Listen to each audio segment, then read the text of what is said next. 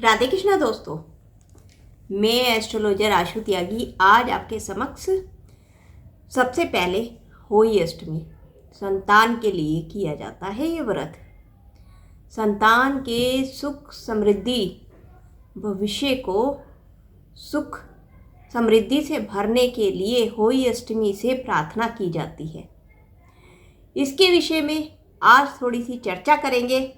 उससे पहले मैं आपका स्वागत करती हूँ ऑनलाइन वैदिक एस्ट्रोलॉजर आशु त्यागी के यूट्यूब चैनल में। आप सभी का स्वागत है। यदि आप कुंडली का विश्लेषण कराना चाहते हो संपर्क। आप सभी सुखी और समृद्ध होंगे अपने घर में, यही प्रार्थना है मेरी भगवान से। होली अष्टमी जैसे कि नाम से ही पूरा वर्णित हो जाता है कि होली अष्टमी का व्रत हमारे संतान यानी कि अष्टमी जो तिथि हो गई, अष्टमी तिथि जो है माता की तिथि है। माता के लिए जो व्रत रखा जाता है अष्टमी तिथि से, तो आप बहुत ही अच्छी तरह से जो माताएं बहनें हैं जो व्रत रखती है अष्टमी का, उनको भी पूरी जानकारी होगी कि ये माता के लिए व्रत रखा जाता है, माता का जिससे आशीर्वाद बना रहे। इस व्रत में तारों को अर्घ देके पूजा संपन्न की जाती है। जैसे करवा चौथ में चंद्रमा को अर्घ दिया जाता है, इस व्रत में तारों को अर्घ दिया जाता है। तारों को संतान रूप में प्राप्त किया जाता है, इसलिए समझा जाता संतान के लिए रखा जाता है। इस दिन गुरु पुष्य का योग भी बन रहा है। यदि इस समय गुरु पुष्य योग में यदि अर्घ दिया जाए तारों को, तो बहुत ही उत्तम होता है, संतान के लिए भी और अपने घर के लिए भी, उस माता के लिए भी। गुरु का सदा आशीर्वाद बना रहता है आपकी संतान पर। उसी समय ये व्रत 28 अक्टूबर 2021 12:51 से दोपहर से अष्टमी तिथि लगेगी, उस समय से ये आरंभ होगा। निर्जला व्रत किया जाता है। इसकी पूजा आराधना के लिए एक अहोई माता की तस्वीर गोबर से बना ली जाती है, जो दीवार पे आजकल गोबर से न बना के एक कैलेंडर लगा लेते हैं। उसको लगाने के बाद में वहाँ पे कलश भर के भगवान श्री गणेश की आराधना की जाती है। कलश भर के वहीं रखा जाता है तथा धूप घास और चावल लेकर माताएं इस कथा को आरंभ करती है। कथा सुनती है, सुनाती है, उस समय पे व्रत आरंभ करती हैं। तो कथा भी आपको साथ साथ बताएंगे, अंत में हम कथा भी बताएंगे आपको। अर्थात 6 बज के शुभ मुहूर्त है 6:40 शाम के 6:40 से रात 8:50 तक का ये शुभ मुहूर्त है। जल का अर्घ्य तारों को अर्घ्य देने का, अर्थात 5:03 से 6:30 तक मेष लगन रहेगी, जिसे चर लगन कहते हैं। इसमें पूजा करना बहुत शुभ नहीं माना जाता। 5:03 से 6:30 तक मेष लगन रहेगी, चर लगन रहेगी। वृष लगन में यानी कि 6:30 बजे के बाद यदि आप तारों को अर्घ देते हैं तो वो शुभकारी रहता है। इस पूजा की कथा मैं आपको थोड़ा सा सुना देती हूँ। एक अहोई अष्टमी के दिन अहोई देवी के साथ सेई और सेई की बच्चों की पूजा का विधान है। इस दिन सूर्य अस्त के बाद जब तारे निकल आते हैं तो वही माता की पूजा प्रारंभ होती है। इससे पहले जमीन को साफ करके पूजा की चौकी बनाई जाती है। अर्थात एक लोटे में जल लेकर, कलश में जल लेकर वहाँ पे रख दिया जाता है। कोनों पर रखे भक्ति भाव से पूजा करें। इसके बाद चारों तरफ आप चावल रख सकते हैं तथा उस कलश पर भी एक चंदा की आकृति बनाकर आप उसमें जल भर के रखें और उसके ऊपर हल्दी और चावल रख दें, प्लेट रख के। अहोई अष्टमी का व्रत कथा श्रद्धा भाव से सुने और पूजा माता चांदी की एक अहोई माता भी बना सकती है। कोई यदि चाहती है तो चांदी की मूर्ति भी अहोई माता की रख सकती है पूजा के लिए। यदि आप चाहते हैं तो गले में पेंडल लगाकर उसको धारण किया जाता है। जो अहोई माता का पेंडल होता है उसको धारण किया जाता है गले में।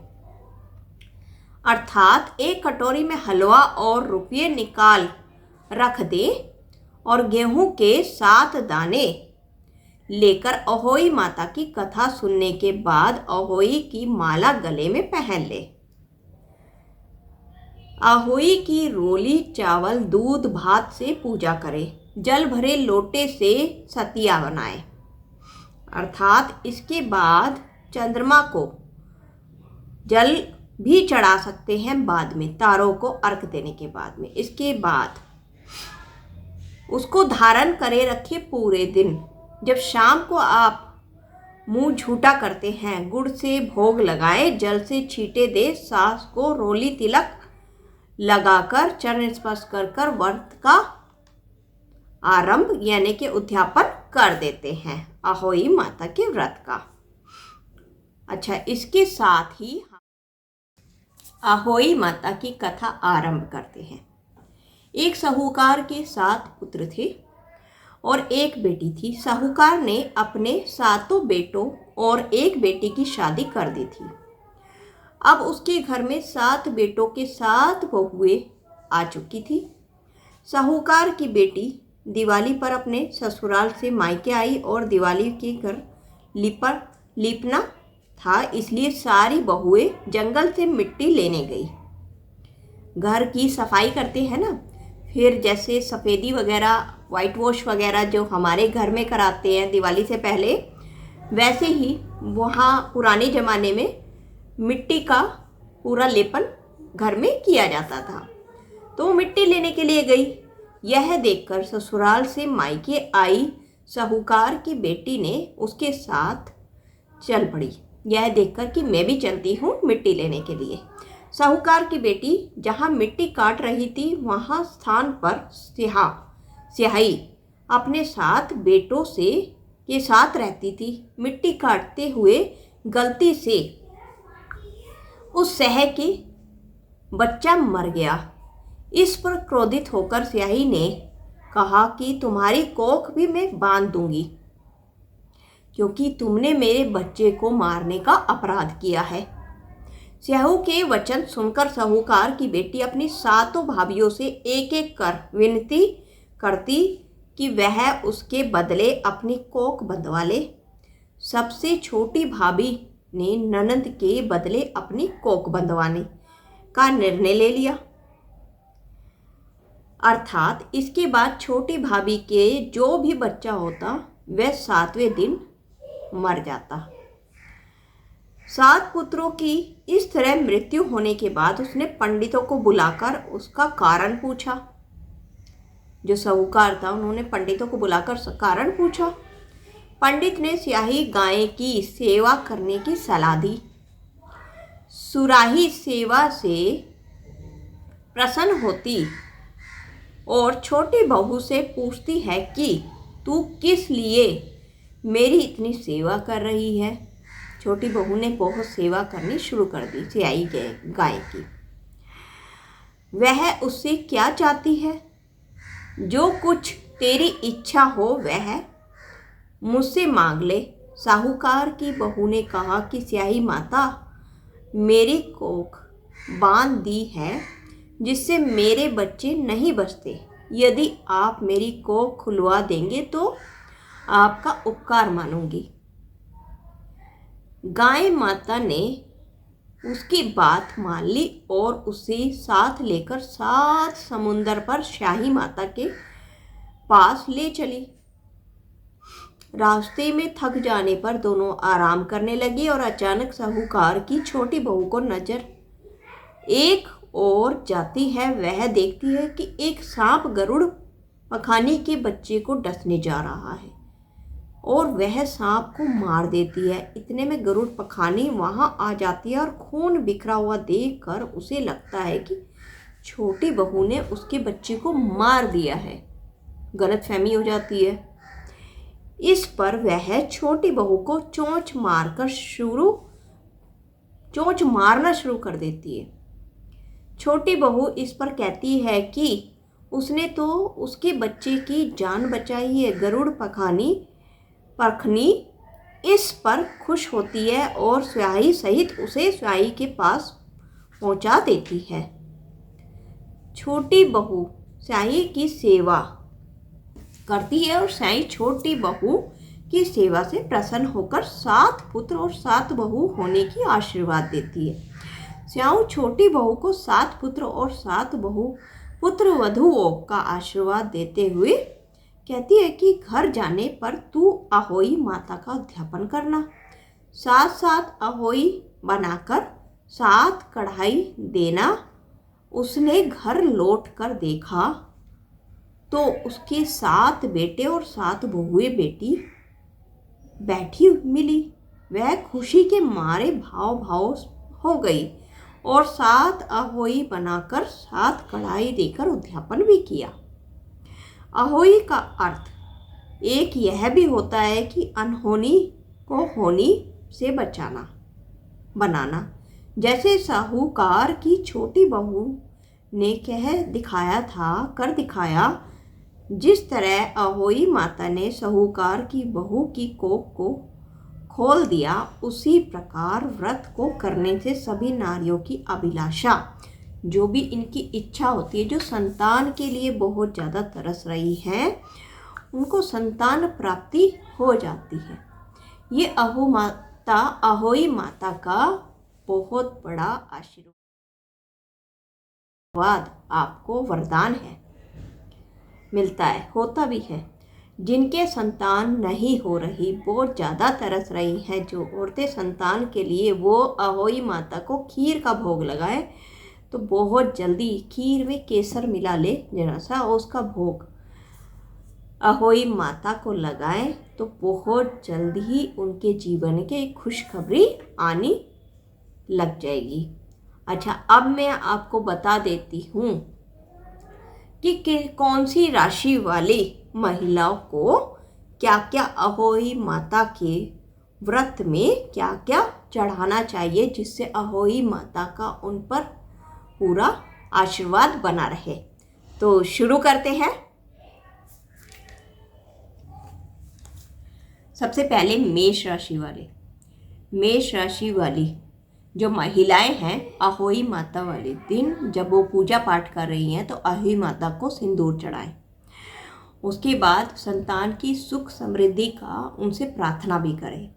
वृष राशि वाली महिलाएं अहोई माता का जब व्रत कर रही हैं तो वो सफ़ेद चंदन से उन्हें टीका लगाए, अर्थात अहोई माता से संतान की सुख समृद्धि के लिए प्रार्थना करें।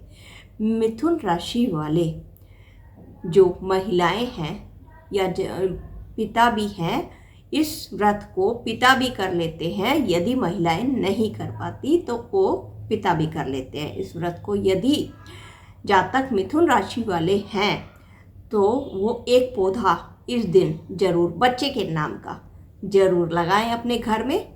कोई सा भी पौधा हो वो जरूर अपनी संतान के नाम का, और जैसे जैसे वो पौधा फलेगा फूलेगा वैसे वैसे आपकी संतान भी फलेगी फूलेगी। इसमें तुलसी का पौधा भी आप लगा सकते हैं।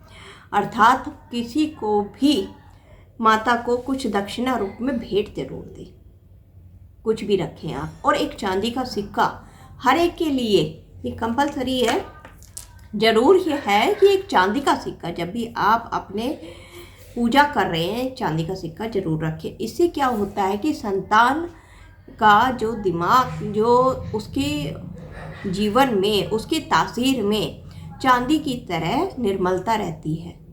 उसका तासीर ठंडा यानी कि स्वभाव नरम रहता है, सबके लिए नरम दिल रहता है। वो जरूर रख के पूजा पाठ जरूर करें। उसके पश्चात में कर्क राशि वालों के लिए फलों का भोग जरूर लगाएं उस दिन, कर्क राशि वालों के लिए, तथा खीर का भोग लगाएंगे तो वो अति उत्तम रहेगा। अहोई माता के लिए सिंह राशि वालों के लिए 108 मृत्युंजय मंत्र का जाप करें, क्योंकि सूर्य नीच का चल रहा है तो सिंह राशि वालों के लिए ये जरूरी है कि महामृत्युंजय मंत्र का जाप जरूर करें। कन्या राशि वालों, अहोई माता अहोई माता को सफ़ेद फूल जरूर अर्पित करें, इससे संतान को धन लाभ होगा। इसके पश्चात तुला राशि वालों के लिए अहोई माता के लिए श्रृंगार अर्पित करना बहुत ही लाभकारी रहेगा, इससे संतान के कार्य क्षेत्र में सफलता प्राप्त होगी। वृश्चिक राशि वालों के लिए अहोई माता की कथा सभी को सुनाए, इससे उसकी संतान धार्मिक धर्म के मार्ग पर जरूर चलेंगी। यदि धर्म को नहीं मानती हैं, कथा सुनाए और सुने जरूर। और वृश्चिक राशि वालों के लिए जो आसन पे बैठ रही है माता, वो लाल रंग का होना चाहिए। और धनु राशि वालों के लिए अहोई माता शिव भक्त शिव के पक्षधारी मंत्र का जाप करें, इससे संतान की सफलता के रास्ते खुल जाते हैं। इसके बाद में मकर राशि वालों के लिए अहोई माता को खीर का भोग अवश्य लगाए, अर्थात इससे उनकी संतान को सांसारिक भोगों में जो समस्याएं आ रही है वो समस्याएं उनकी दूर हो जाती है। अहोई माता से जरूर प्रार्थना करें। और कुंभ राशि वालों के लिए अहोई माता के पूजा के दौरान उन्हें आलता जरूर अर्पित करें। आलता जो ये पैरों पे लगाते हैं उनको जरूर अर्पित करना चाहिए, खुद को भी लगाएं, इससे संतान को उसके शत्रु में विजय प्राप्ति होती है। यदि कोई मुकदमा वगैरह यदि चल रहा है तो ये जरूर करें कुंभ राशि वाले माताएं, पिता भी हैं। इसके पश्चात हम सबसे अंत में आ जाते हैं मीन राशि वाली माताएं बहनों के लिए सिंदूर अर्पित करना है, इससे संतान को भविष्य में कोई भी समस्याएं नहीं बनी रहती। और यदि आपको ये अहोई से संबंधित मेरी ये वीडियो पसंद आई है तो इसे लाइक और शेयर और सब्सक्राइब जरूर करें। और भी तरह तरह की जानकारी मैं आपके सामने लेकर प्रस्तुत होंगी। तब तक के लिए सबको बहुत बहुत शुभकामनाएं अहोई माता की, अहोई पर्व की। तब तक के लिए नमस्कार।